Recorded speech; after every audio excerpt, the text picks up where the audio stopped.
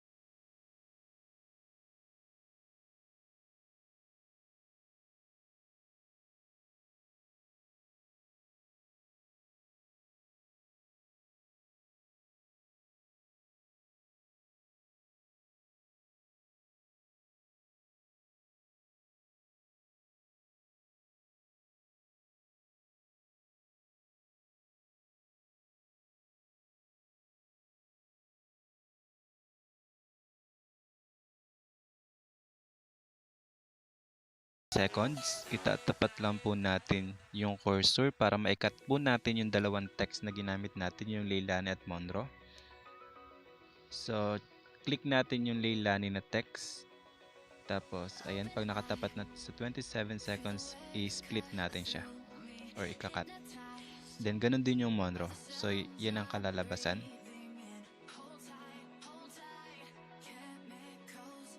Pansin nyo ba maliit yung particle effects na ginamit natin? So I forgot to fit the screen kasi. So click natin siya. I-click natin yung effects, then yun tinuturo. Then choose the whole screen. Katabi ng off. Then okay.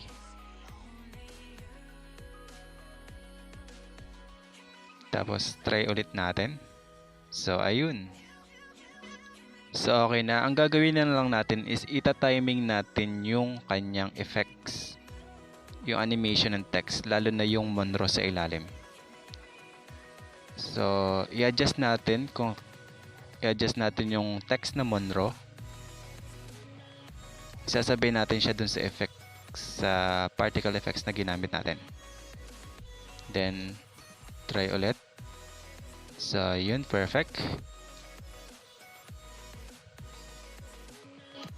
So ngayon, ang gagawin natin is maglalagay tayo ng effects. Ang gagamitin nating effects is wave warp. Then settings. Then sundan nyo lang po yung video kung ilan yung nilagay ko. Sa X frequency niya, gawin lang natin siyang 15. Tapos yung Y frequency niya, gagawin natin siyang 0. Hayaan natin yung X amplitude na 20. Then yung Y amplitude, 0 ulit. Then yung speed, gagawin natin siyang 5. Then check. And then para hindi madamay yung particle na ginamit natin, so i-click lang natin yung kanyang file. And then i-click natin yung 3 dots sa kabilang side. Then lalagay natin siya into front. Bring it to front. Bring to front. Okay, click.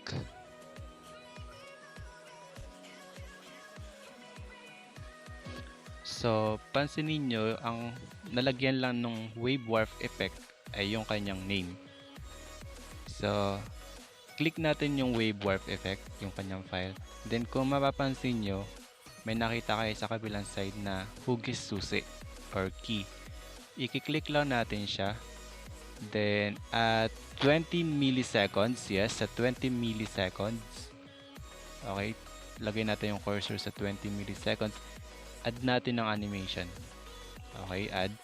Then, at 1 second and 98, maglalagay ulit tayo. Mag-add ulit tayo ng animation. Hihilahin lang natin yung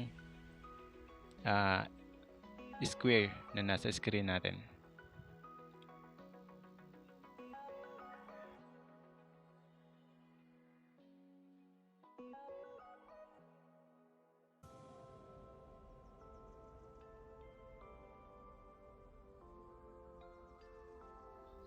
And then hilahin lang natin yung square. Then after that, ibabalik natin siya sa 1 second and 54 milliseconds. Lalagyan din ulit natin siya ng animation. So add natin. Then check. Okay.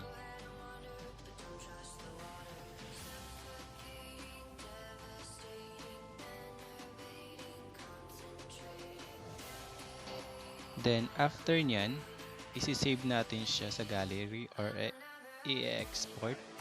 Yes, export natin.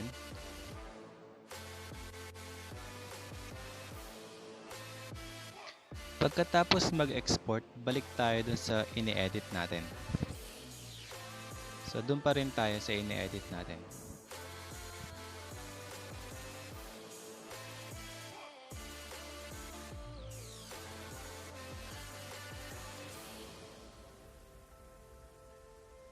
And now, I will use 2 fingers again para makompress naman yung area na to.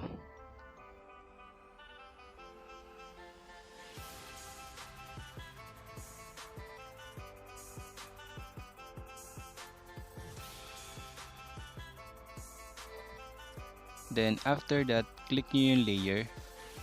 Then, yung media. Then, yung in-export natin, yun ang ilalagay natin. Yung ginawa natin na in-export kanina, yun yung ilalagay natin. Parang same siya dito sa ini-edit pa rin natin ngayon. Then, click natin yung blending. Then, into screen. So, at this moment, nakafocus lang tayo dun sa in-export natin na file. Ayan. I-edit lang natin siya. Punta tayo sa mirroring. Siya yung magsisilbing shadow. Ilalagay natin siya sa baba. So, move lang natin siya pababa. Then, dapat magka-size siya para sabay dun sa effects. Ayan. Kailangan pantay.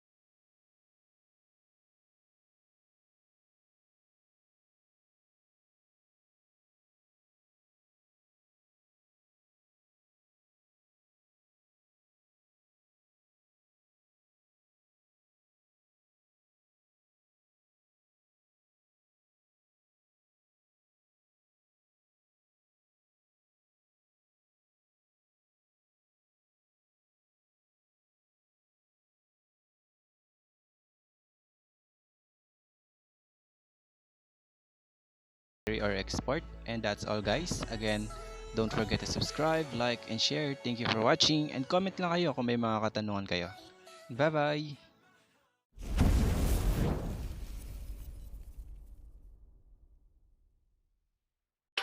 Hold up.